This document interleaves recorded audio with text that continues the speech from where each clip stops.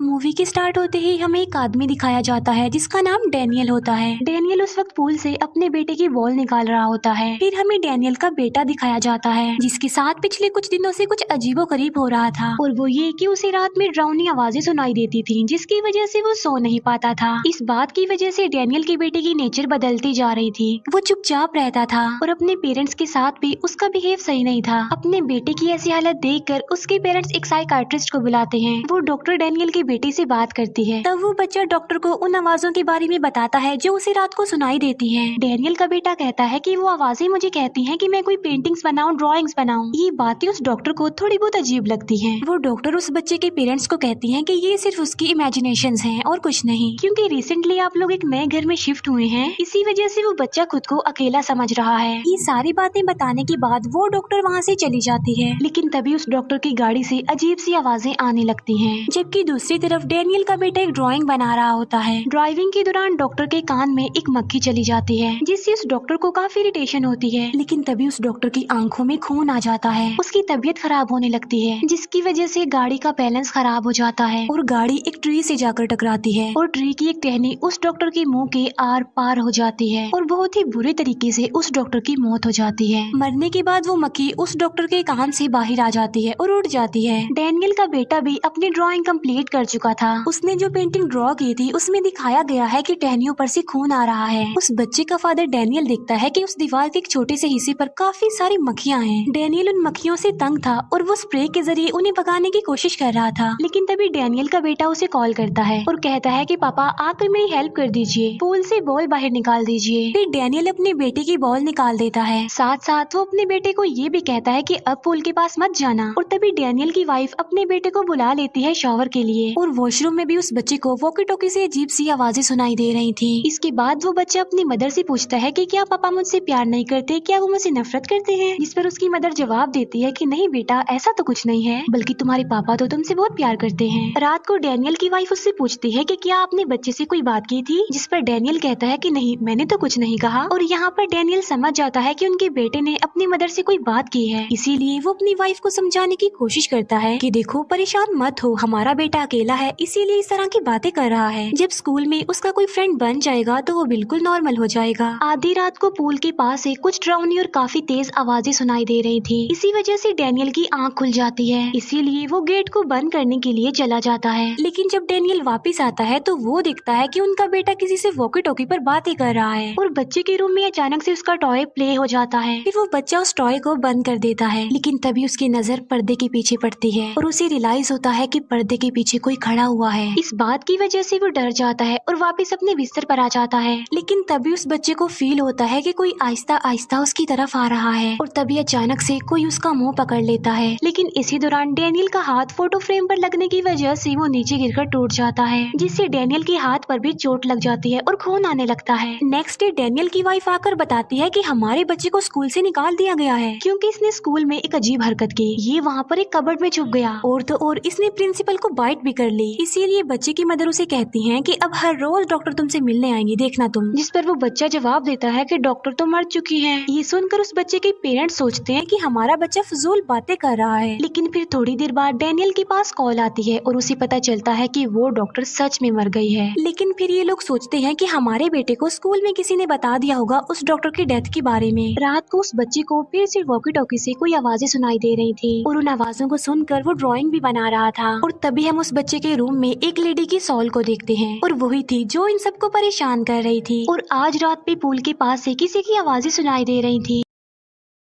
और तब चेक करने के लिए डैनियल बाहर जाता है। उसे बाहर कुछ अजीब फील होता है, इसीलिए वो अपनी गन लेकर जाता है। वहाँ जाकर उसे अपने बेटे के कपड़े मिलते हैं, जिसकी वजह से वो परेशान हो जाता है और पूल की तरफ भागता है। फिर डैनियल की आवाज सुनकर उसकी वाइफ भी उठ जाती है, इसीलिए वो अपने बेटे को चेक करने के लिए उसके रूम में आती है, लेकिन उसे वहाँ पर उसका बेटा नहीं मिलता। फिर डैनियल जब पूल के पास पहुँचता है तो उसे पूल में अपने बेटे की डेड बॉडी तैरती हुई मिलती है। डैनियल जल्दी से अपने बेटे की बॉडी को बाहर निकालता है और उसे पता चलता है कि उसका बेटा मर चुका है। अपने बच्चे को खोकर उसके पेरेंट्स काफी दुखी हो जाते हैं। फिर उस बच्चे की मदर डिसाइड करती है कि वो थोड़े दिन के लिए अपनी मदर के घर चली जाएगी। फिर वो अपना सामान पैक करने लगती है, लेकिन तभी अचानक उसकी नजर पिलो पर पड़ती है जिस पर खून का निशान था। लेकिन वो सोचती है कि डेनियल के हाथ पर जो चोट लगी थी ये उसी खून का निशान होगा। जब डेनियल की वाइफ वहाँ से चली जाती है तब डेनियल वो वीडियोस देख रहा था जब वो लोग यहाँ पर नए नए शिफ्ट हुए थे और इस घर में आने के बाद उनका बेटा सबसे ज्यादा एक्साइटेड था। ये वीडियो देखकर डेनियल काफी दुखी हो जाता है, लेकिन तभी उसे अपने आसपास से आवाजें सुनाई देती हैं। तब वो टीवी बंद करके वहाँ से बाहर जाने लगता है, लेकिन टीवी अपने आप ही एक बार फिर से ऑन हो जाता है। डेनियल एक बार फिर से टीवी बंद कर देता है। वो बाहर आता है और वॉकी टॉकी पर हेलो बोलता है, लेकिन दूसरी साइड से उसे कोई भी रिस्पॉन्स नहीं मिलता। फिर डेनियल अपनी वाइफ को वॉइस मैसेज भेजता है उसका हालचाल पूछने के लिए, लेकिन वॉइस मैसेज में बहुत ज्यादा शोर था। इसी वजह से डेनियल की वाइफ उसे कॉल करती है और डेनियल से पूछती है कि क्या तुम ठीक हो, क्योंकि तुम्हारी वॉइस मैसेज में अजीबोगरीब आवाजें सुनाई दे रही थी। कॉल बंद होने के बाद डेनियल उस वॉइस मैसेज को सुनता है और इस बार जो वो उसमें सुनता है वो सुनकर वो शॉक्ड रह जाता है। फिर आवाज को ठीक से सुनने के लिए वो उस आवाज को अपने लैपटॉप में अपग्रेड करके सुनता है और इस बार उसे अपने बेटे की आवाज सुनाई देती है जो हेल्प मांग रहा था। और यहाँ पर ये सब कुछ डेनियल को कुछ पैरानॉर्मल लगता है। और अपने बेटे के मरने से पहले डेनियल ने पैरानॉर्मल इन्वेस्टिगेटर का इंटरव्यू देखा था। फिर वो उस पैरानॉर्मल इन्वेस्टिगेटर से मिलने के लिए उसके पास जाता है और उसे अपने घर में होने वाले सारे इंसिडेंट्स के बारे में बताता है और अपने बेटे की आवाजों के बारे में भी। इसीलिए वो उस पैरानॉर्मल इन्वेस्टिगेटर से हेल्प मांगता है। पहले तो वो साफ इनकार कर देता है, लेकिन फिर डेनियल उसे अपनी हेल्प करने के लिए एग्री कर लेता है। फिर वो पैरानॉर्मल इन्वेस्टिगेटर अपनी बेटी को लेकर डेनियल के घर पर आ जाता है और उस पैरानॉर्मल इन्वेस्टिगेटर की बेटी का नाम रूथ था। घर में जाने के बाद रूथ पूरे घर में कैमरा सेटअप कर देती है। फिर सब कुछ सेटअप करने के बाद ये उस घर में आवाजें सुनने की कोशिश करते हैं, लेकिन तभी रूथ को कमरे में कोई बैठा हुआ दिखता है और वो ये बात अपने फादर को बताती है। वो कहती है कि कैमरा में डेनियल आ रहा है, उसे कहेंगे वो बाहर चला जाए। लेकिन रूथ का फादर कहता है कि वो डेनियल नहीं हो सकता क्योंकि डेनियल तो बाहर बैठा हुआ। फिर रूथ का फादर उसी रूम में चेक करने के लिए जाता है, लेकिन उसे वहाँ पर कोई भी नजर नहीं आता। लेकिन तभी उसे अपनी बेटी रूथ की आवाज सुनाई देती है जो अपने फादर को कह रही होती है कि जल्दी उस रूम से बाहर चले जाएं, क्योंकि वो भूत, वो सोल बिल्कुल उसके फादर के पास ही था। लेकिन रूथ के फादर को वहाँ पर कोई भी नजर नहीं आता। फिर थोड़ी देर बाद उसके फादर के हेडफोन में बहुत तेज साउंड पैदा होता है जिससे वो डर जाते हैं, घबरा जाते हैं। ये सब देखने के बाद रूथ के फादर कहते हैं कि यहाँ पर जरूर कुछ पैरानॉर्मल और सुपरनैचुरल हो रहा है, इसीलिए इस बात को चेक करने के लिए हम कल दोबारा से ट्राई करेंगे। रूथ के फादर को रात में रूम के बाहर कोई नजर आता है, इसीलिए वो उसका पीछा करते करते बाहर आ जाते हैं। रूथ के फादर देखते हैं कि वहाँ पर उसकी वाइफ है जो कि मर चुकी थी, इसीलिए वो उसे बात करने की कोशिश करते हैं। लेकिन रूथ की मदर अपने हस्बैंड को बातों में फंसा लेती है और वो उसे खाना भी देती है और वाइन भी, और कहती है कि अब से हम हमेशा के लिए साथ ही रहेंगे। फिर वो एक तेज नाइफ से रूथ के फादर का हाथ काटने लगती है, लेकिन तभी वहाँ पर रूथ आ जाती है और अपने फादर को सेंसेस मिलाती है। होश में आते ही रूथ का फादर देखता है कि वो खुद ही अपना हाथ काट रहा है। दूसरी तरफ हम दिखते हैं कि डेनियल की वाइफ को किसी की कॉल आई है और जब वो उस कॉल को सुनती है तो वो दिखती है कि कॉल पर उसका बेटा है और वो अपनी मदर को कह रहा होता है कि पापा घर पर किसी को ले आए हैं मुझे नुकसान पहुंचाने के लिए। डेनियल की वाइफ उससे पूछती है कि बेटा तुम इस वक्त कहाँ पर हो, जिस पर वो बच्चा जवाब देता है कि मैं अपने बेड के नीचे छुपा हुआ हूँ।